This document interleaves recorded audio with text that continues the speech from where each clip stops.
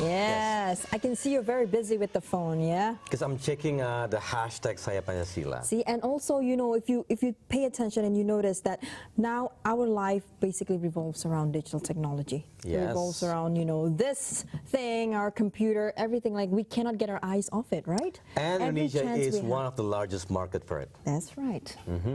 So digital technology has changed and improved our day-to-day lives and works, including here in the country.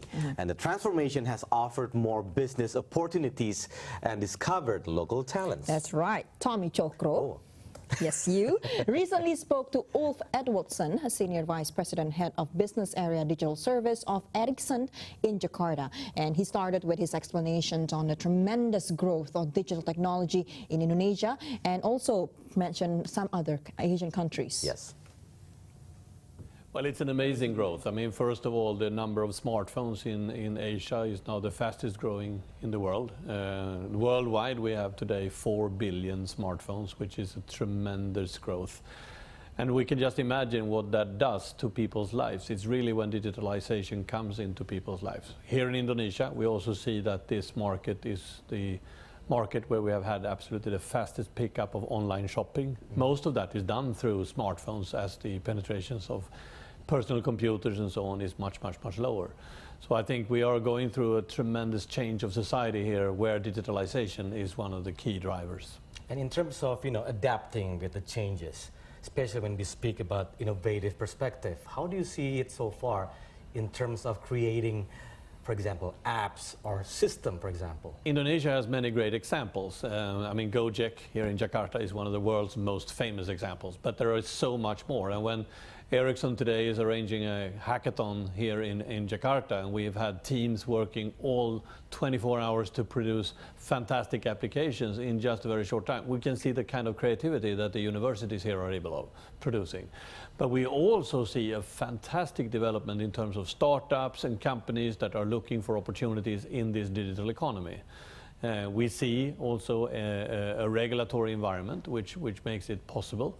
And we see the opportunity of making a new business, starting a new business, being something that many, many young people want to do when it comes to creating applications that are using smartphones, that are using digital means of reaching out.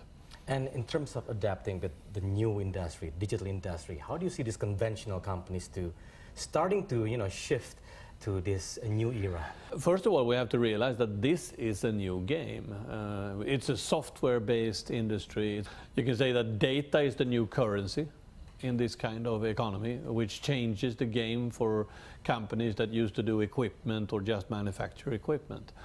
It's very much a winner-takes-all game, which means that you need to be very early on to new technology waves as they happen. Otherwise, you might miss them altogether and not be really relevant. I think Ericsson, in our new strategy that we have launched, are embracing all that. Our digital services, which is really our way of being able to supply customers, operators, users with completely new digital solutions, is our way to respond up to that. But then you have to remember that we are not better than the innovative landscape around us. We live from cooperations and partnerships with others, and not the least in academia and research. And that means that a new modern company, a company that has grown from a traditional company into a modern software as a service company using digital service, has to be very open. And if we compare Indonesia to other countries or Asian countries in the world, how do you place Indonesia in terms of adapting to this new game? Indonesia is no lack of entrepreneurship. The way to really be successful here is actually to start your own shop or your own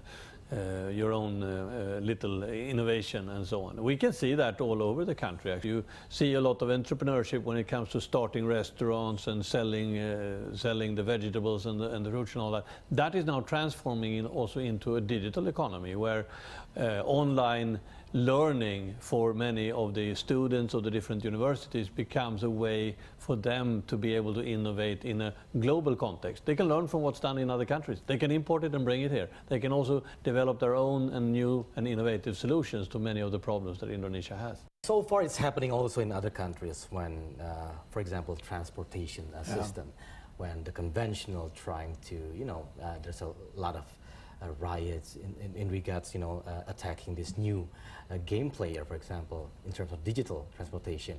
It's happening here as well in Indonesia. And how do you actually find the right solution for those who can create a new coordination, for example, or a new adaptive game, for example? The most important is that you have to have a sort of friendly attitude to the new. I think Indonesia has that. We have seen the growth of many applications here very, very fast.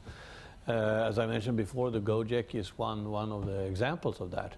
But I also think that we have to find new business models to be able to make this attractive. That might need some stimulation of government and others to help these new business models and risk taken to really happen. But in general, I find Indonesia very positive towards new technology. There is much more discussion in Europe about jobs disappearing and about issues like that. Here, I think everybody sees these as new job opportunities.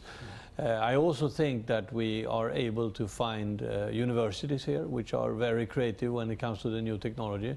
When we look through the solutions in the hackathon that Ericsson has done here today, there was much more positivism and optimism around that this actually could be done. And that kind of, like hackathon, like you mentioned before, do you do that as well back in Sweden?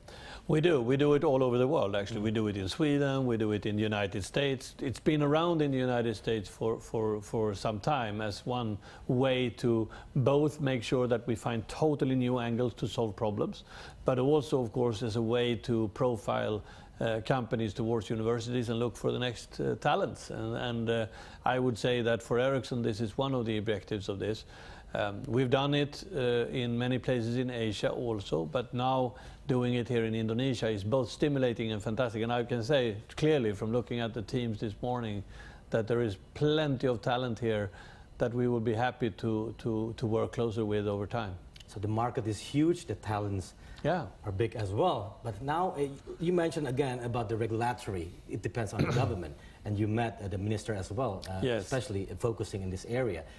Is there anything that need to be boosted by the government to support this new agenda? One of the most important objectives of regulation is to benefit the public, to benefit the people. If you look at most of the regulation around telecoms, it's always making sure that scarce resources in terms of frequencies and so on can be divided and benefit the public the most. Minister here in Indonesia, Pak Rudiantara, is a very foresightful man in this because he comes from industry. And I think it helps with a regulatory body that comes from the industry and understand the needs of the industry to develop it further. It's certainly so that we can see a lot of progress in the regulatory environment, and we were very happy that we, from Ericsson's side, could demonstrate a 5G system here in Indonesia just a few weeks ago, which I think gained a lot of thoughts and brought a lot of thoughts to mind. Can Indonesia leapfrog? Can we be faster here? And I think we can. I think this country has all the benefits of doing that. This kind of technology is not that you have to do it in sequence. You can actually go faster to the newer type of systems. When you mentioned 5G, so are we going to see another, cooperation between the two countries or Ericsson with Indonesia for building that kind of system? I think so. All the foundation is there to do that. We are celebrating the cooperation between our countries right now as we have the royal visit. Our King of Sweden and the Queen of Sweden is here in Indonesia for a couple of days of a state visit and visiting the president here, of course, and the whole cabinet. And that supports the ties between our countries a lot. Then there are all kinds of ties between companies like ourselves, who has been here for 110 years in Indonesia, cooperating with customers here, but also with many of the students in the universities to bring new innovation around mobile technology and so forth. But there is also direct cooperation between universities. So I think there is lots of cooperation. Sweden is a very small country, Indonesia is a very big country. But we come together in a way that I think complement each other very well. Okay, and one more question. Are we going to see Ericsson go back producing hardware like mobile phones?